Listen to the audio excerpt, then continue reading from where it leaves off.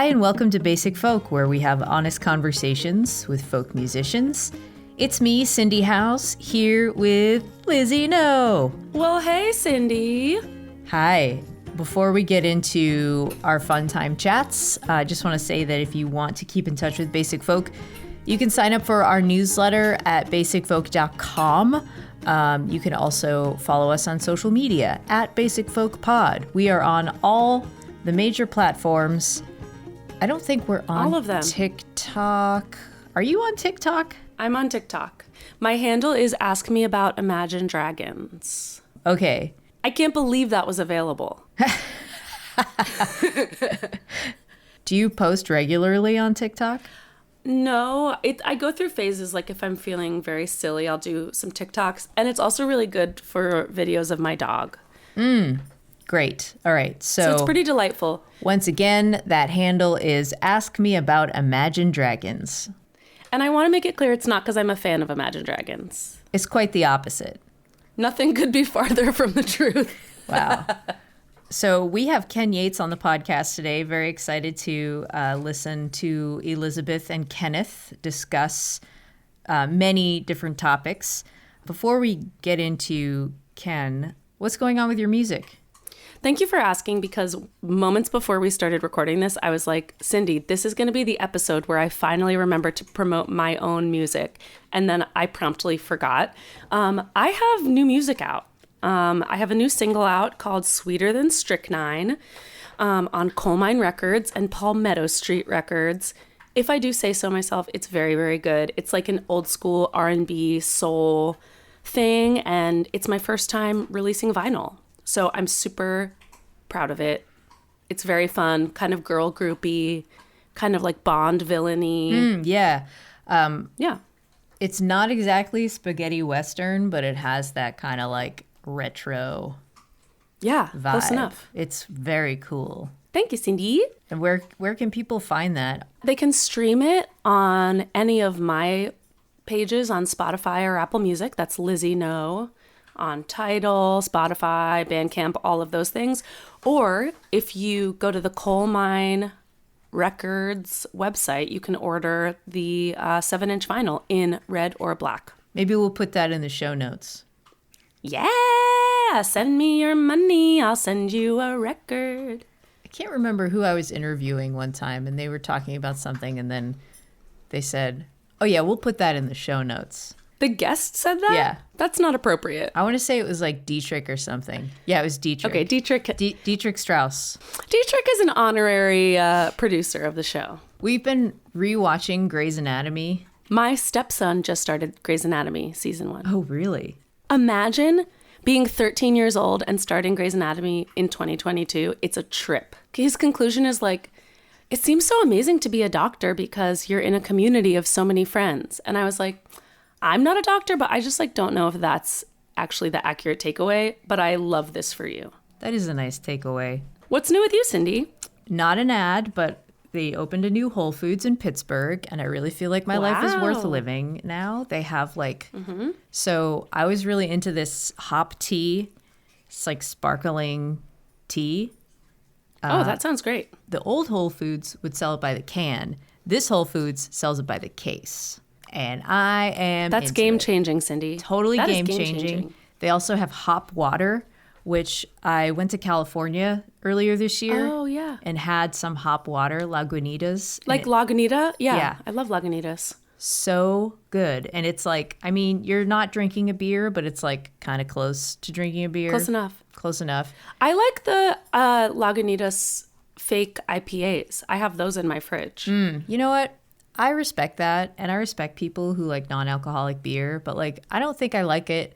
I don't really love beer in general, and also like this beer kind of like doesn't get you drunk, and it still kind of makes me feel like I'm drinking a beer like the next day. My brother and I were talking about this one night, and he was like, if I drink more than 2 of these, I have a hangover. To me, it's like not worth it, unless it's like it's a sunny day, you're sitting by the water, and somebody hands you a cool NA beer. I feel like I don't drink more than 1 non-alcoholic beer. I feel like it's just to have a drink. Yeah. At my wedding, I had a a champagne flute full of bubbly rosé when we were like getting ready, and I wasn't drinking it. I was just holding it, and it was the same experience. Yes, that's so important to have, because at your wedding, people are going to hand you a lot of drinks, I imagine. My only touch point for this is being a musician, which is, I assume, the same as being a bride. Like when it's your show and people are like, good job to you. We're here to see you. Here's a free drink. It's got to be like playing a show times 50. I want to actually bring up an important point. When I'm at a show and the musician on stage is like, can someone get me a drink? I get so anxious because I'm like, 10 people are going to get them a drink and there's going to be too many drinks. That has happened to me. Yes. Once I played this show in Chicago, and not to brag, it was extremely crowded, dare I say sold out. And so I actually could not get to the bar. Like even if we had, I think even when there was a little break, I could not get from the stage to the bar because it was so full of fans. Shout out to Lavender Country and Paisley Fields and Austin Lucas for a very successful tour. So I was like, I think I had a beer in my hand and I just said like, hey, could anyone grab me a drink? And I had 7 drinks. And the most chaotic part was that they were all different drinks. Like one person brought me a mixed cocktail. Multiple people brought me different types of beer. The cool thing about that was like at the end of the show, I was able to be like an open bar for my loved ones. Like friends of mine were like, oh, maybe I'll get a drink. And I was like, I have this rum and Coke, or I have this Truly seltzer, or I have this IPA, or I have this Sierra Nevada. Like I had a variety of drinks to hand out. My solution for that would be like for you to be on stage and be like, hey, guy in the hat, can you get me, like point out a specific person? But if they can't physically get to the bar because there's too many people, it's just not possible. Wait, that's actually really fun. I love the idea of putting somebody else on the spot, because when you're performing, it's like people are looking at you and then you turn it around on them. Like, hey, you. I find that people love attention. Are you contributing to this? Bring me a drink. Hey, you over there. Hey, you fella. Hey, cowboy. Statistically, you make more money than I do because of your gender and your height. Bring me a drink. Wonderful. Speaking of that, do you want to talk about Ken Yates? I do. I had never met him before I did this interview, and then a few days after, he showed up at my house for a stoop beer. It was very fun. Yeah, he's a great guy. Ken grew up in the college town of London, Ontario, and I like to think of him as Canada's next top model, by which I mean he is wonderfully talented, disarmingly nice, and from Canada. Obviously, he is a Berklee College of Music graduate, and I took the opportunity to ask him about that experience, sort of the why would somebody go to music school? What were you hoping to gain? What did you actually get out of it? All of these things are fascinating to me whenever we have a guest that is a conservatory graduate. Ken's answers were really interesting, and one takeaway that I got from his story of going to Berklee is that like even some of the most talented, most well-prepared people feel like they have no idea what they're doing and are looking to their friends to be like, okay, how are you planning out your life? Ken had a breakout album in 2016 called Huntsville, which earned him the Emerging Artist of the Year award at the Canadian Folk Music Awards. A huge honor, very competitive, and also this was a defining moment where Ken was kind of externally told, you are a folk artist. So we got a chance to talk about what that means and what the genre means to him. Ken's album Quiet Talkers, which came out in 2020, is so beautiful. That was my introduction to his music. Obviously, because of the release date, instead of touring in support of that album, he did a bunch of COVID-era online shows. And as an onlooker, I was so impressed with how gracious and level-headed he was about basically touring online only.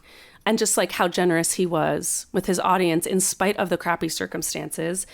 And he has this emotional awareness and level-headedness and grace that make him a really interesting writer. And that kind of leads us to the big cathartic project of Cerulean, which is his new 2022 album that we spent a lot of our time talking about in the interview. Cerulean is such a gorgeous album, so impeccably written. And it bridges the gap between folk and indie rock, between skepticism and hope, between the pain of losing someone and the acceptance of the circumstances around you. It has a distinct groove, a distinct sound, and it features vocals from Americana stars like Kathleen Edwards, Liz Longley, and Katie Pruitt. And it has some of the prettiest production that I've heard all year. So Ken was just a joy to talk with, and we got to talk about pets and home offices and a lot of other fun stuff. So he's a really, really cool songwriter, and I think you're going to love this album. All right, let's take a listen to a song from his latest record. This is Consolation Prize featuring Katie Pruitt, known Catholic lesbian Katie Pruitt. She has her own podcast about being Catholic. Really? Yes. Known Catholic lesbian. Yes. That's a great album title. Yes. Katie Pruitt, use that idea. It's a free idea. Okay, let's hear it. This is Ken Yates' Consolation Prize, and then we'll get to Lizzie's conversation with Ken on Basic Folk.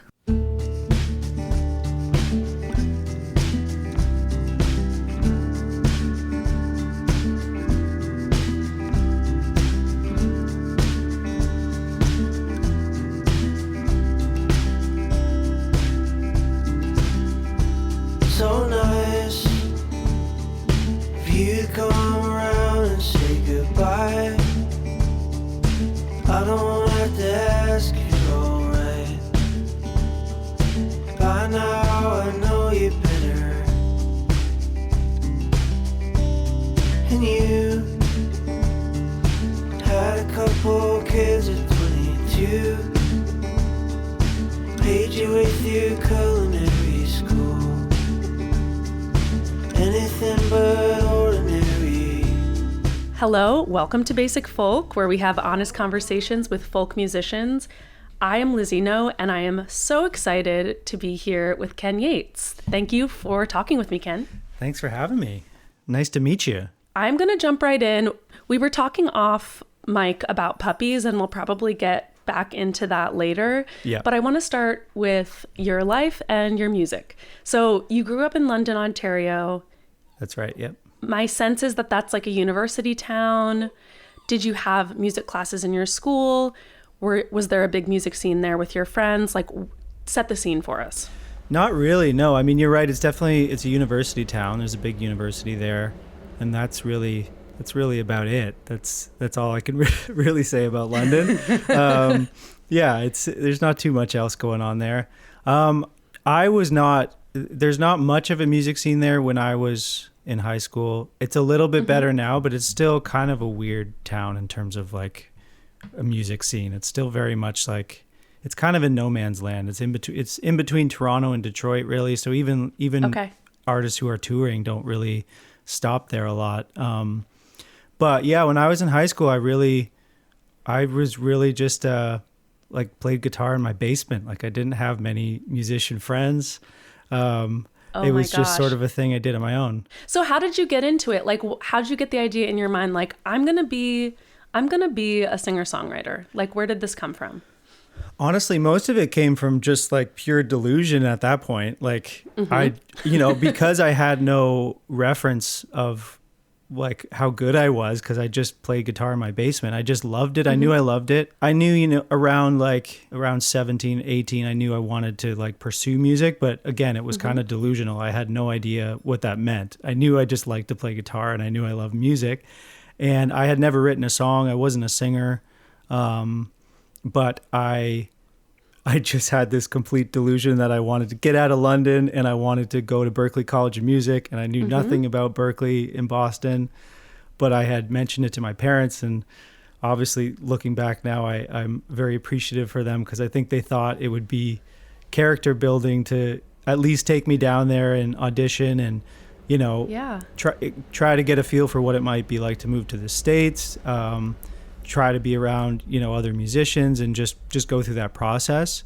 And, I don't think they'd admit this, but I'm pretty sure they didn't think I was going to get in.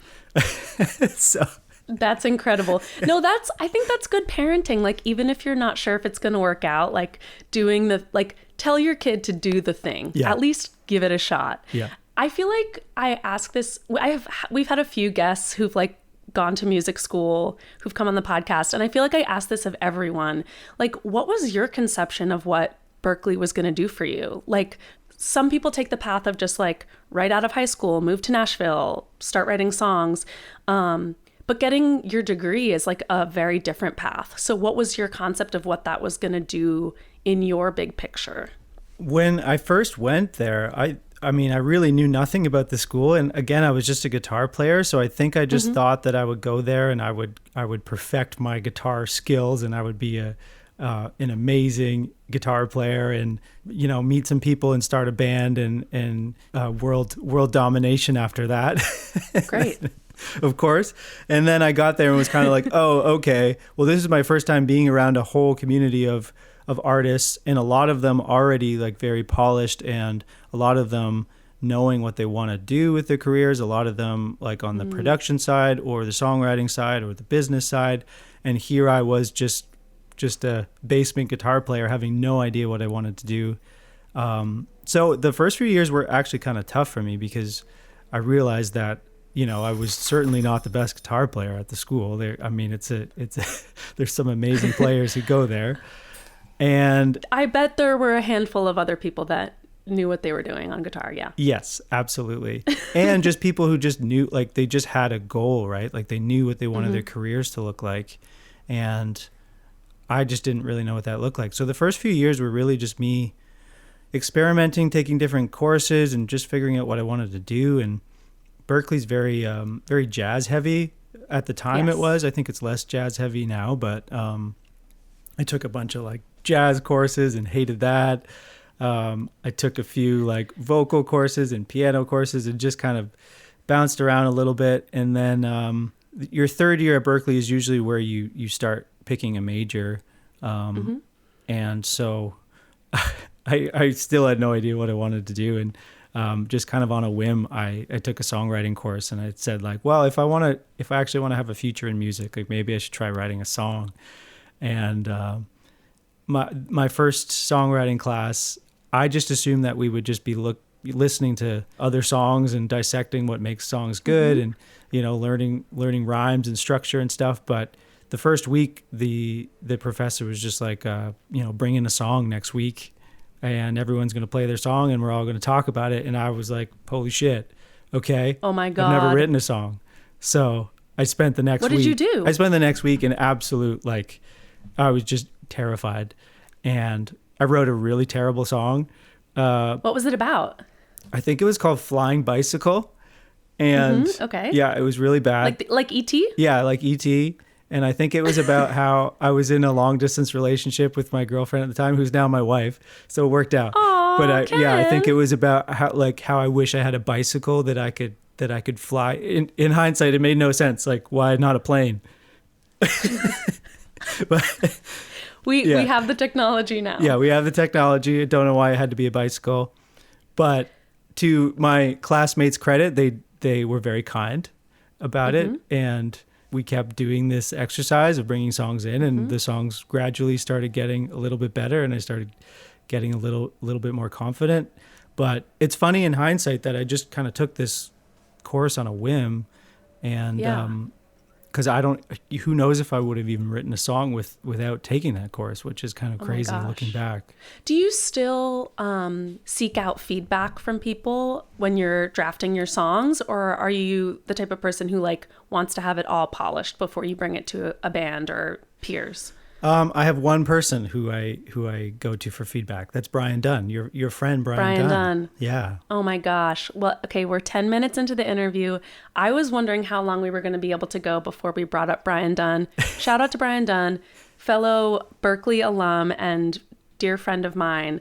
When you were talking about like going to Berklee and meeting people who like really knew what they wanted and knew what they were doing, I was like, that's Brian Dunn to a T. Yes. As soon as I met him, I was like, this is the most having their shit together person I've ever met in music. Yes. And Brian was like right when I started writing songs, he was already like, he went to Berklee for songwriting. He knew the kind of artist he wanted to be. And I was sort of blown away by his like confidence and his drive and and he was really one of the first people who were like, hey man, you're not bad. you should keep doing this. You got something going on. Yeah. So yeah, then that's when I really like, I wish I had found these people earlier in my life, because I think I just hadn't really found the right community up until that point. So once I found that songwriting community, I was like, oh, these are my people. This is where I belong. Dude, I think a lot of people, I mean, we kind of as a culture understand that image of like the lonely person in their basement making a record at night. I think people don't realize just how many people and how many resources it takes to make an album. Yeah. Or to put a tour together. And like, if you don't have a lot of people who are willing to like lend you favors and you get them back the next time, you just don't have a chance. Like you actually have to you have to make friends to be able to do anything in music. And it's crazy. I was so green. I was so like, I had no idea what making an album looked like. I didn't know what people did in a studio. Like I just had no idea. And so Brian was one of those people. And then a few other people, this guy, Joran, who wanted to get into production. He was in one of my classes and he said like, hey man, I'd like to try and make an EP with you. And I like your stuff. And I was like, okay. And I was just blown away by the process. I was like, you can edit my vocals. Like you can take 2 different takes and put them together. Like I had no clue. That's actually not a confirmed fact. And for any of the listeners who might be wondering if any of the Lizzie No albums have had vocal edits, they never have. Right. I do it all in one take. Yeah. No, I do too now. And there's no comping. Yeah, no just comping. One take. Just one take of everything. Yeah. Yeah, absolutely. So how did you make your way from that point to recording 23, your first album?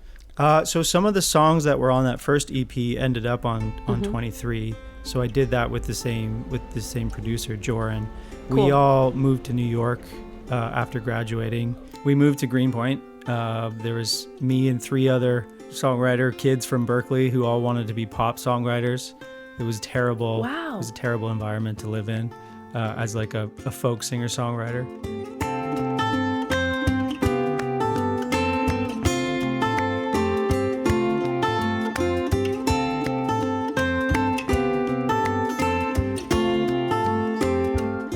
I wanted to talk about Huntsville, which is such a great album, and really, like, if I'm kind of reading the historical record correctly, like, set you on this incredible upward trajectory where you were named Best New Artist at the Canadian Folk Music Awards.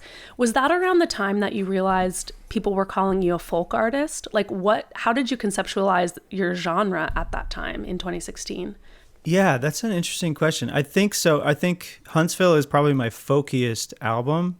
And in hindsight, it's kind of funny that it's so folky because I never really thought of myself as a folk artist. Right. But I think it was just the nature of my lifestyle at the moment, which was that's when I really started hitting the road hard and trying to make a living at, being a full-time artist. And the doors that were available to me at the time were doing like a lot of private shows, like house concerts and living room shows, and that was how I was surviving and making money.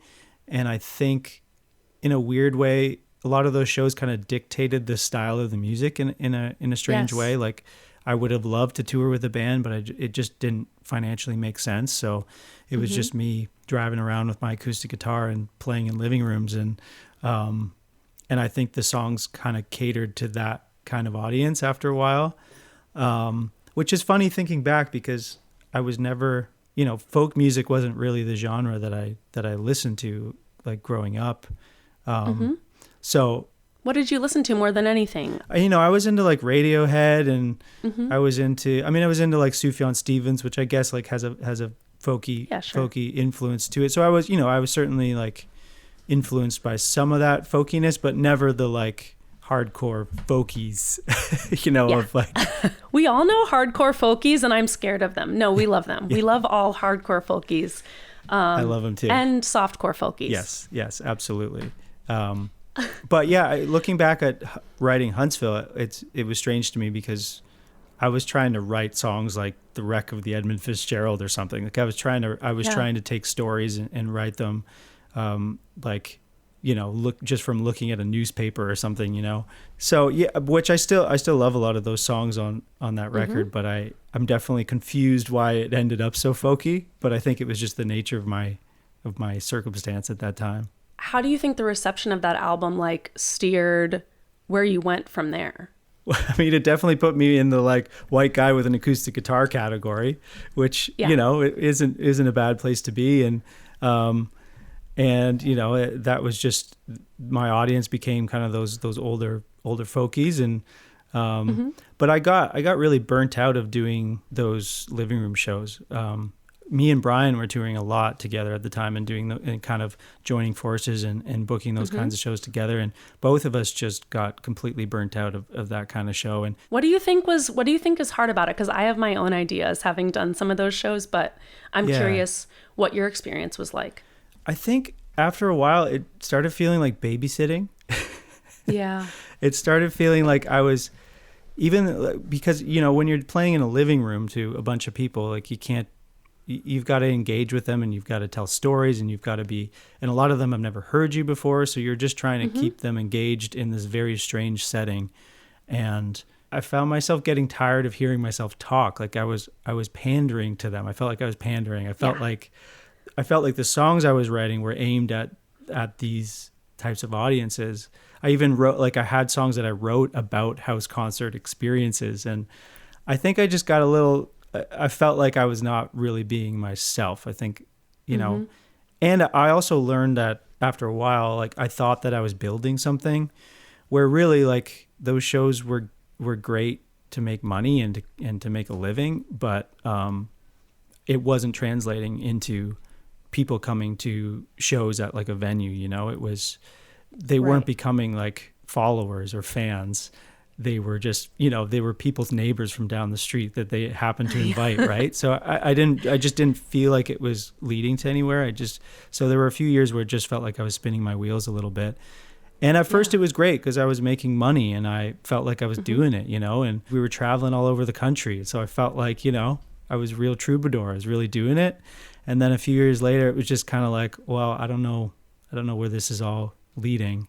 So, you know, I too many windows and not enough doors. Yeah, exactly. Someone once said. Yes. A wise Listeners, man. it was Ken that said it. I actually had a thought about that song because the first time I listened to it, Too Many Windows, beautiful song off the Huntsville album, I was a little bit stoned. And what I heard was too many nice guys, not enough stars. Nice guys, yeah. Instead of too many night skies. Yeah. So I pictured like a music video, and you can use this. This is a free idea to you. Sweet. Like imagine you are a talent agent who works in an open plan office that's like surrounded by glass, so there's way too many windows and not enough doors. And you're looking at the headshots that came in, and it's too many nice guys and not enough stars. Like you're looking for the next Brad Pitt. Right. And all you're getting is that Parks and Rec guy that nobody likes anymore. Just a bunch of nice guys, yeah. Yeah, just a bunch of nice guys. You know, story of my life. That's great. I'm going to take that. I never made a video for that song, so, you know. It's not too late. It's not too late. I can't help because I don't know how to do anything related to a music video, but the concept is yours for free. Yeah. We'll make sure. I was hoping you'd be game to do like a little bit of a case study because I've been listening really intently to the way that you put songs together.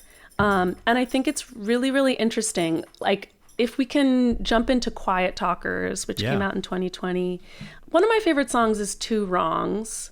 There's like a really tricky use of homophones with the number two, the adverb to.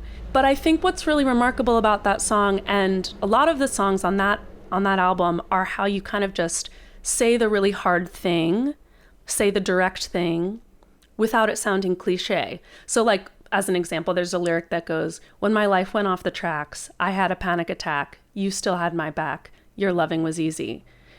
And that really struck me because there are a lot of people that are, I think, trying to do that, but coming across really schmaltzy, a little bit fake. But there's something very authentic about the way that that's phrased. So how do you write a song like that? How do you know when you've said enough, but not over embellished? Do you write and rewrite? Do you edit a lot? Like, walk me through the lyrics, writing lyrics like that. Yeah, I do a lot of editing. It's interesting that you brought up that song, because that's one of the only songs where when I listen back, I do almost cringe a little bit, thinking that it maybe is borderline, it's borderline on the cliche there. I'm really walking a fine line with that one. I think you're good. Okay. But that's just one woman's opinion. Yeah. Okay. That's good. I feel better now. Yeah. I do a lot of editing. I think with that album, with Quiet Talkers and with the new one, I always found that I tried to be too tricky with my songwriting. Okay. I always tried to have that like really tricky turn of phrase at the end of the chorus or something. And it's something that I've been trying to get away from, because it does kind of walk that line on being cliche. So I mostly just try to turn the editor's brain off when I'm writing, and then go back to the lyrics after and tweak away as much as possible and give myself some space from it. Like I just spend a lot of time on lyrics. Like I usually have the song pretty quickly, and then I just have to keep stepping away and coming back to it. But yeah, that was one in particular where I was like, I think I'm walking that line here. So I have one more question before we dig into the new album, Cerulean. You did a lot of online shows, live streams during 2020, and you had like just put a new album out and never got a chance to like tour it that year, like a lot of artists. Like all the interviews I've read that you did from that time, you were a total class act, full of gratitude and perspective. But like, what was it really like to release an album with all that goes into it and then perform online? Like, what did that feel like? Oh, it sucked. It was terrible. Yeah, no, I hated it. I'm glad that I came across as pretty positive, but no, it's still like, I still think about it. I just think about that record I put out in 2020 was pretty good for the most part, and I feel like it didn't really have a life, and I would have loved to given it more of a life, and hopefully it still will have one. Like I'm realizing now that I'm going back out on the road that people are hearing these songs for the first time, and I almost forgot. Like I'll play songs from Quiet Talkers and be like, oh, I've never played this in this city before, and people. Oh, that's so interesting. Yeah. And so that's exciting. Like people, realizing that, oh yeah, people were listening to this record. I just maybe didn't experience that firsthand, because if you're not playing live, you can't really see the music working in real time, right? Like you're not getting direct feedback. You're getting some feedback from social media, but you're not getting that direct feedback. Right. And I always find that I perform songs differently over time as I get feedback from audiences. And it's interesting that a record like Quiet Talkers could just be sort of frozen in time and not get that like journey of changing what the songs sound like live. That's really interesting. I hope I get to see you live, and I would be interested to see what it is like to see those songs now when they sat in the internet for 2 years. Yeah, well, it's been kind of exciting, because I am kind of reworking how I would play them, because I never played them live. Whereas like Huntsville, I had played those songs on the road for like years before I recorded them. So they were very much like I play them a specific way every single time. Whereas these two new records, I'm still kind of figuring out how to play them, and I play them differently every night, it feels like, and that's kind of exciting, and it's kind of fun. And that was a fun part of making them too, is just not having, hammering them live every night, and it being a bit more fresh and a bit more like just figuring out like different guitar parts and stuff. And so it's been kind of nice to get back out there, and hopefully the new one will have a life too, because it very much still feels like a pandemic record. But yikes. Yes. Okay, let's talk about it. Let's talk about Cerulean, this great new album.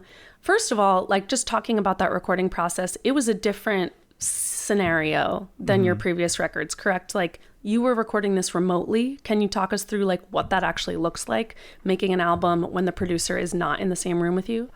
Yeah, so Jim Bryson, who's done the last three records, he did Huntsville, Quiet Talkers, and Cerulean, and we found a few days in between lockdowns here in Ontario. He lives about 4 hours east of me. He's in Ottawa area, and so we found a few days to get in his studio with a band and just get the basic tracks recorded. And then he basically gave me a vocal mic to bring home, and he gave me some recording gear and was like, hey, you can try to do all the vocals and some guitar stuff from home. And I really had no knowledge of recording myself. But I mean, Wow. I could make demos and stuff, but I never thought I could make like studio quality recordings.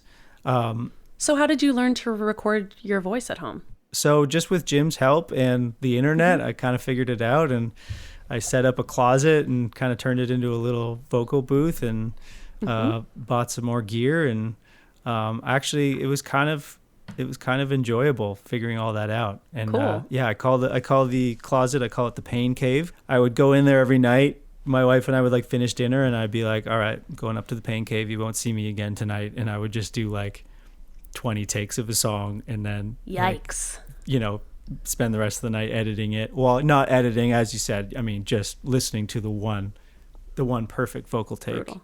But Just the one. Just it the all one. happens all at once, folks. Yeah. That's the one part of making an album that's completely seamless. Yeah. So I read that when did you move? Did you move to a new place that had a home office? Yeah, we moved about a year ago out to the country, from Toronto. So it reminded me of how in A Room of One's Own, Virginia Woolf says that intellectual freedom depends upon material conditions. And I would love for you to describe for our listeners, what does your home office look like, and how has it changed how you work? Yeah, I mean, my home office, which I call a studio, which nobody else would call a studio because it is not. It's basically just a room full of random stuff, which you're looking at right now. Well, I live in Brooklyn. I would describe it as a studio for sure. Yeah. Yeah. So, I mean, I love having this space. It's been a total game changer.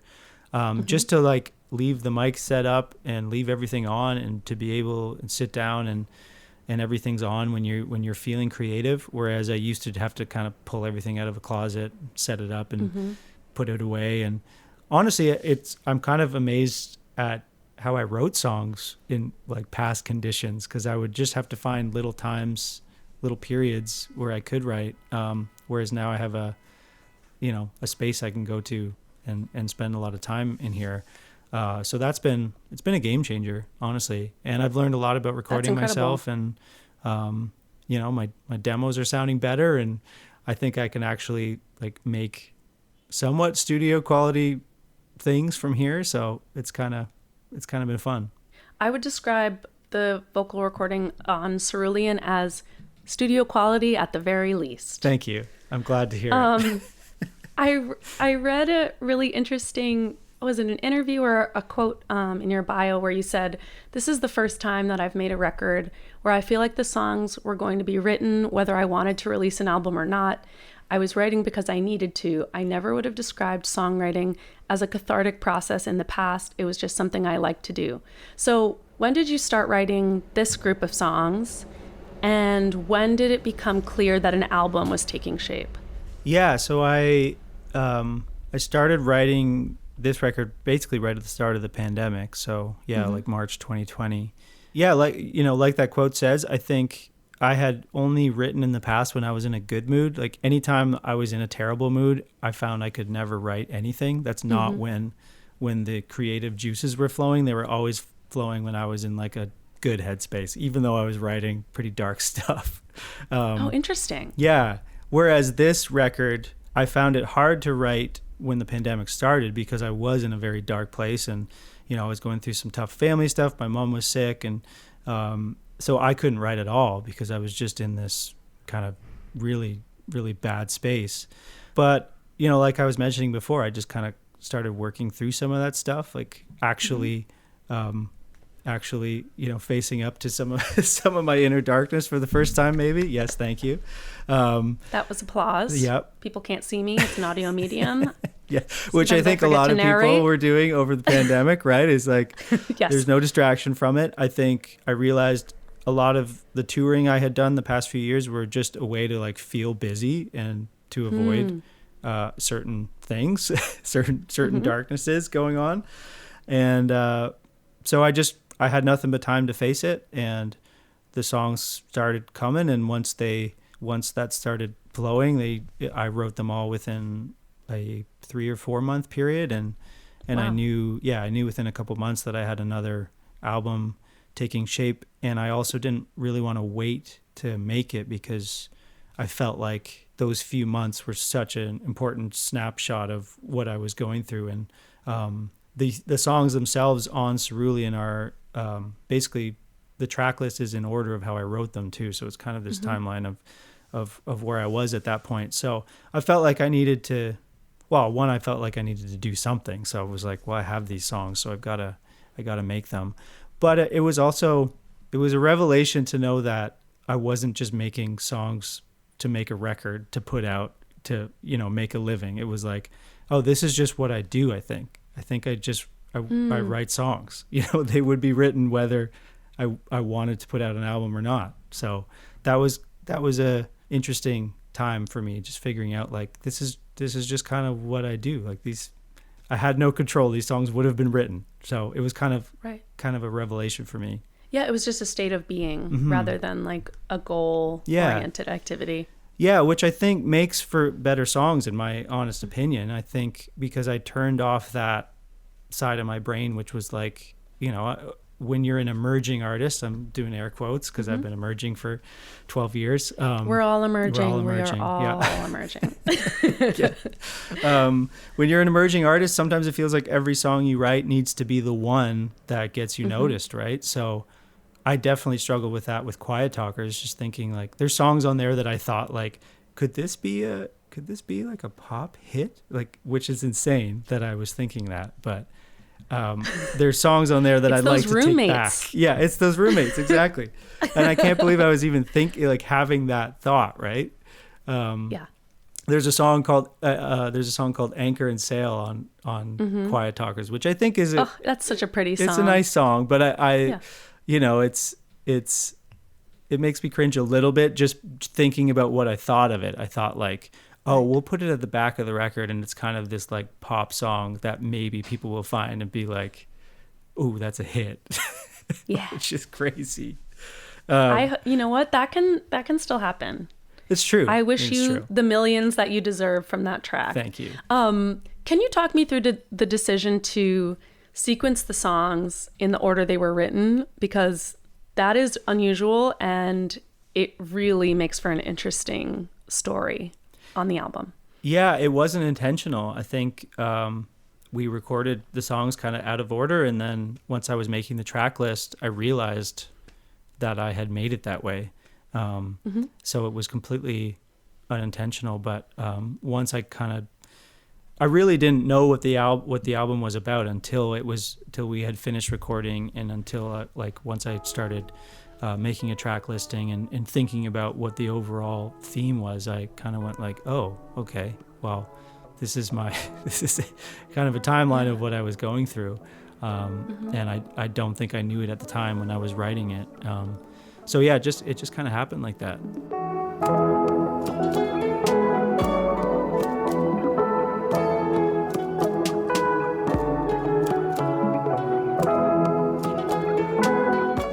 Did you have a blueprint in your mind of how you wanted the album to sound before you went into the studio, or did a lot of it happen in those few sessions with the band that you were able to do?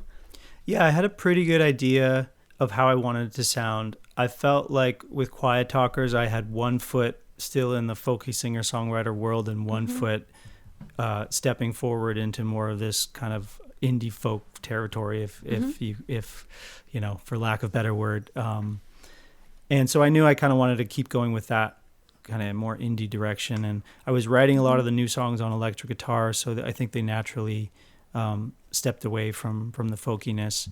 But that was definitely a deliberate thing with Jim. I definitely wanted it to be less folky and more full band and more guitars, more synths, more of everything. I think with Huntsville, I kind of held Jim back because I had been playing those songs solo for so long. I was like, okay, we don't need to add much to it. And anytime he got a little crazy with synths and stuff, I was like, whoa, slow it down there, buddy. I used to have a no synths rule because I was afraid I'd be kicked out of the folk club, and now that is out the window.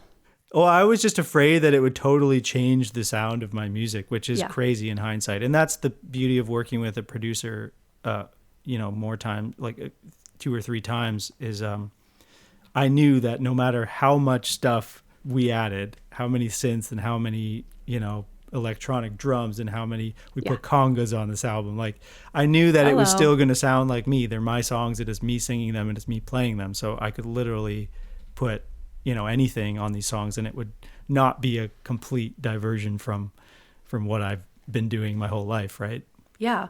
One thing that really stands out to me with this album is that like it has some really confessional and intimate storytelling, but the whole thing grooves. And I want to know, like, how did you build that rhythm section?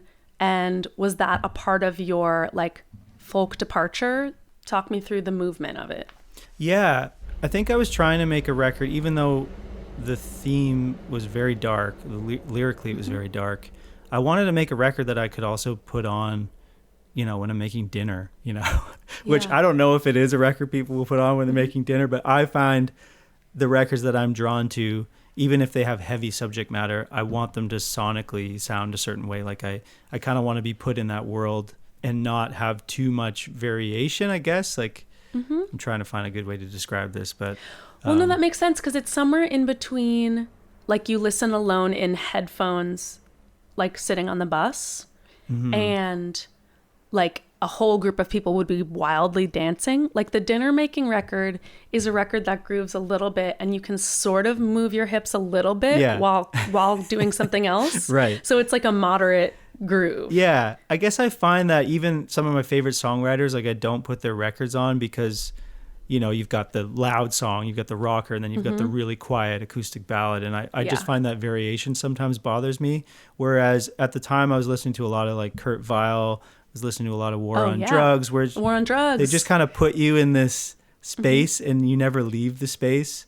And it's just kind of this steady groove that I love. And the Weather Station is that way as well. Yeah, like you put on a Weather Station album and it's just like you could just walk sort of mindlessly and soulfully for like an hour. Yeah, I love her so much. And I've been listening to this guy, Leif Fullback. Do you ever listen to him? Oh, he's fantastic. I put on his record so much because it sounds like they literally just pressed record and just played the whole album, and I just love being in that space with them. And so it was a little bit conscious. There were songs like Consolation Prize from the new record that featuring Katie Pruitt. It's a beautiful song. Yeah. And I remember the band being like, okay, I'm thinking no drums for this, or maybe just like a kick drum or whatever. And I was like, no, let's keep the drums in the whole thing. Let's just keep it going. We can always take the drums out, which we did on a couple songs. We took drums out on Best of the Broken Things. But yeah, I just kind of wanted that. I didn't want that song to just be like, okay, here's the quiet ballad that everyone's going to have to turn up when that song comes on because it's so much quieter than the others, right? Like it's so annoying. It's almost a volume thing for me. It's just like I don't want to have to change the dial too much, right? No, whether literally or spiritually. Yeah. I want to talk about, the darkness on the record. Like you're talking a lot about what it was like to watch your mom's health decline. That's extremely intimate. I would find it maybe almost impossible to talk about. So did you ever have reservations about like taking something that's so personal and sharing it with strangers? Yeah, honestly, it was hard to talk about this record at first. And that's where the like actual real therapy kind of helped me kind of parse through talking about it, which I started doing basically after I finished this record. But hey, good for you. Thanks. Therapy is great. It's great. Everybody should do it. Even if you think you don't need it, it's very beneficial, and it's allowing me to talk about it right now. To be honest, because otherwise I wouldn't really know even how to talk about it.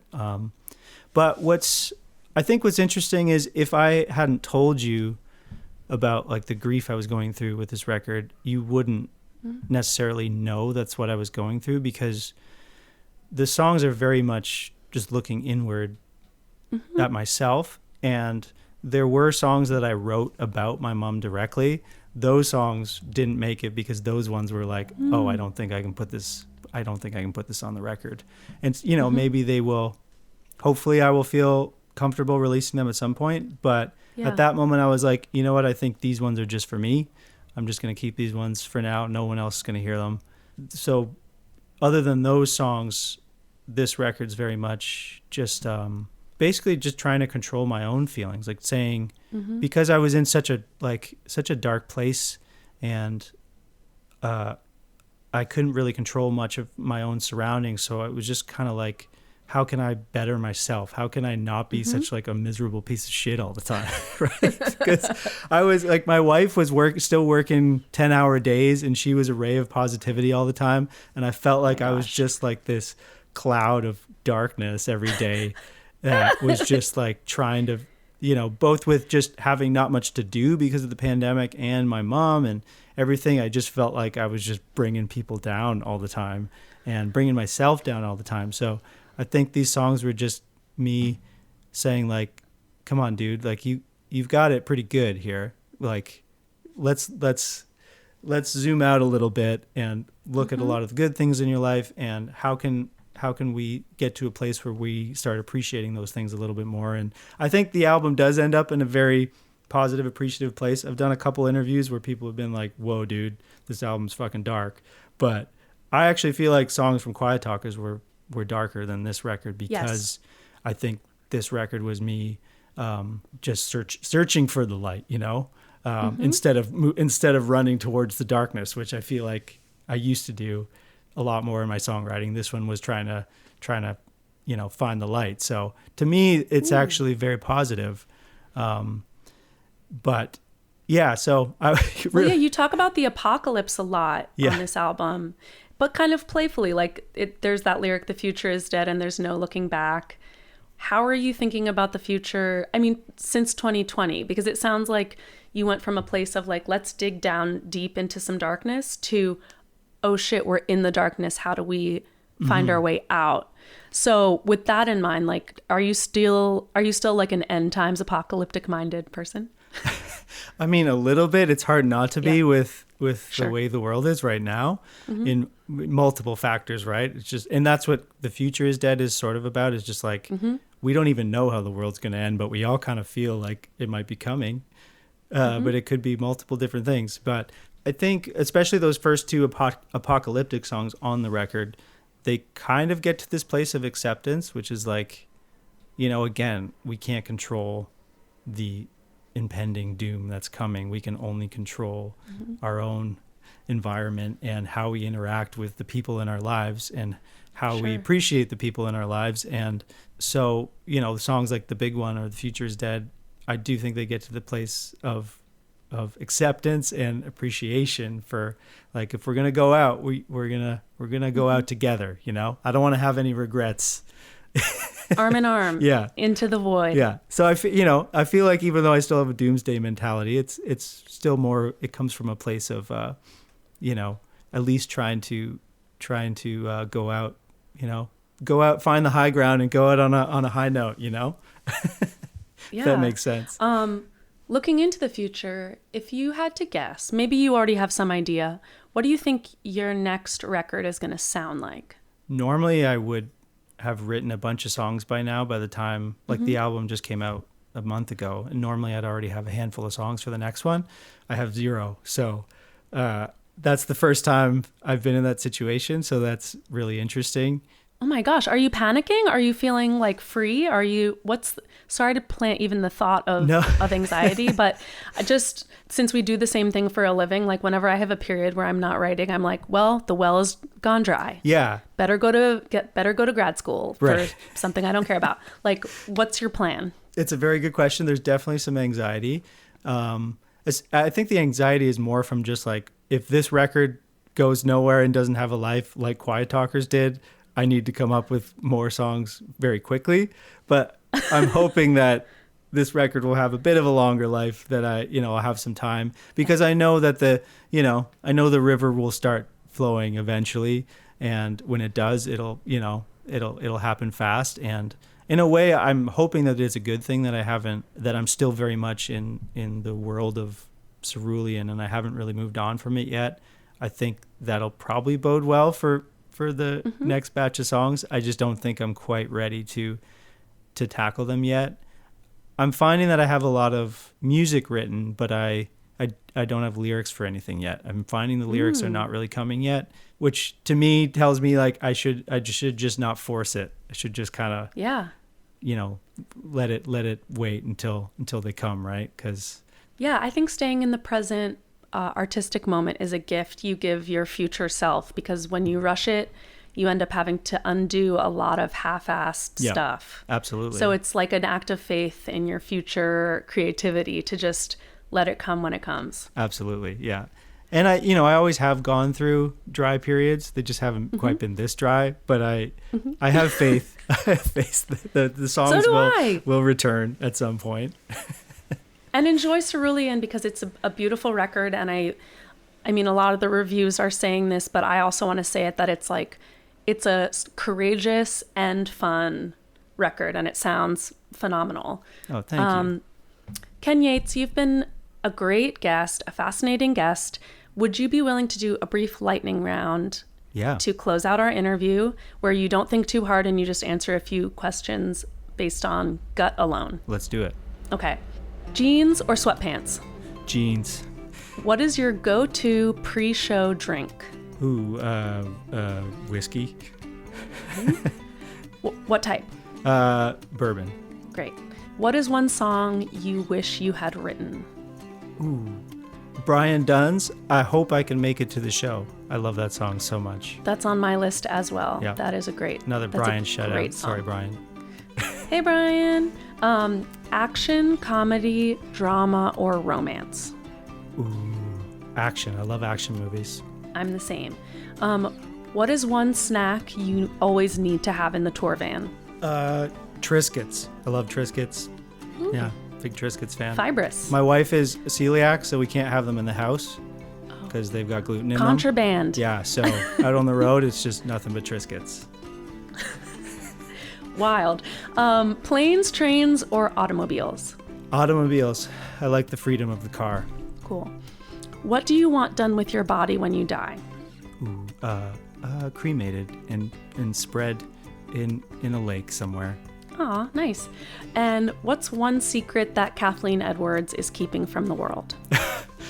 Oh, that's a good one. I don't actually know Kathleen that well, but so I don't know any of her secrets. She featured on your album, and I love her so much that I was trying to catch you off guard and get you to reveal some spicy secret that we could use as like a basic folk scoop. I don't think I have. Shout out to Kathleen. So, yeah. She did such a cool feature on your album. Yes, she's great. She's the best. I wish I had more of her secrets, but I don't. So your secrets are we'll safe, get Kathleen. There. Ken, thank you so much for being on Basic Folk. Everybody go buy the album Cerulean and go see Ken on tour. Thanks again for being here. Thanks for having me. My pleasure.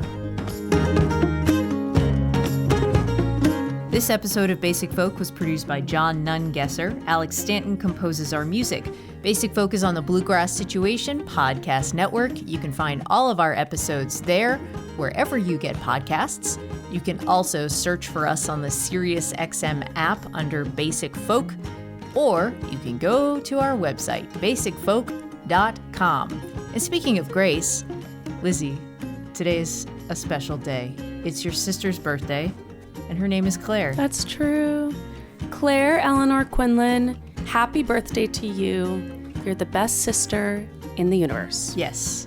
All right, we'll talk to you next time. Bye. Bye.